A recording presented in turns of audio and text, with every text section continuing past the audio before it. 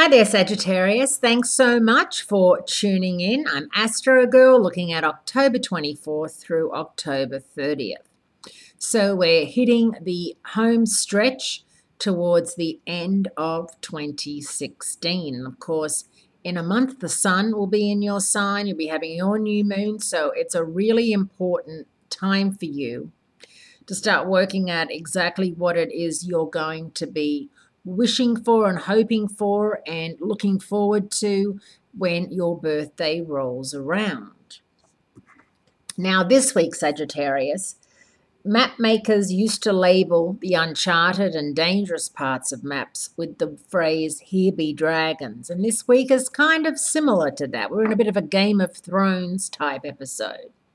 The Scorpio power mode of last week continues when Mercury, the communicator, joins up with the Sun in Scorpio this week, and that's your 12th house of past karma, repression, self-renewal.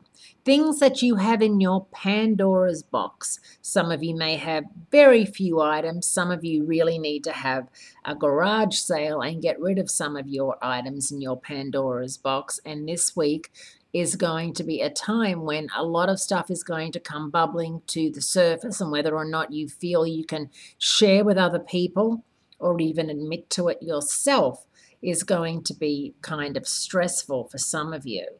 Mercury in Scorpio can be fertile soil for mysteries and intrigue, as well as a time for an increase in obsessive compulsive behavior based on things that have been repressed. Mars, the planet of energy, squares up against Uranus, the planet of the unexpected, on Saturday, which is the same day as the last Venus-Saturn merger of the year. Now, by the way, Venus and Saturn are in your sign, and they're like going at each other. Venus is the goddess of beauty, of light, of relationships, and of money. Saturn is the timekeeper of the zodiac, the planet of high maintenance, the planet of focus, discipline. So as you can see, both very different planets and both in your sign. Saturn's in your sign for 2.5 years.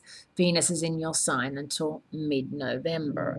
So it's really a matter of trying to make sure that you are keeping an even keel with things, that you are not getting caught up too much in Saturn and too much in Venus at this point in time. Money, the way you spend money and feel about money is also definitely going to come up in conversations and come up, as a matter of importance for you.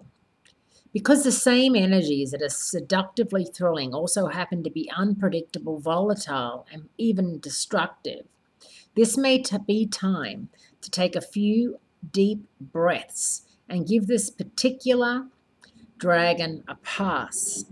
The Venus-Saturn conjunction in Sagittarius puts a temporary dampener on those looking for freedom in love, sports, or travel. An intense Scorpio new moon on Sunday, October 30th, rounds out the week by signaling that an ending can also be a new beginning. With its dark intensity, the Scorpio new moon is also the perfect lead-in to Halloween. Scorpio is always seen as the darkest sign of the zodiac. You're one of the brightest ones. So as you can see, there is a huge conflict of cosmic interest. Don't get caught up in anything that you can't control, anything that you think might get out of control, and anything that you feel is going to be potentially a landmine. Thanks so much for tuning in. I do appreciate it, and I look forward to speaking to you again next week.